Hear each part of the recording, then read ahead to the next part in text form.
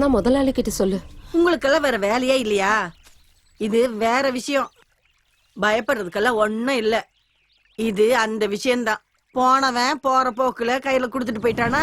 அப்ப அது சரி, அதனாலதான் தலை சுத்துச்சா? இவள பார்த்த உடனே எனக்கு அப்பவே தோணுச்சு. புருஷன் கூட எவ்வளவு சண்டை இருந்தாலும் இதுக்கெல்லாம் ஒண்ணும் குறையில்ல.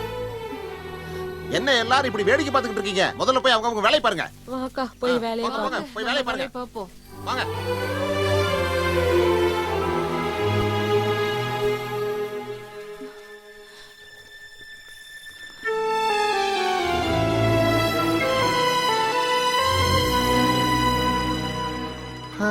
கடைசியில ஆசைப்பட்ட விஷயம் இப்படி நடக்காம போச்சே.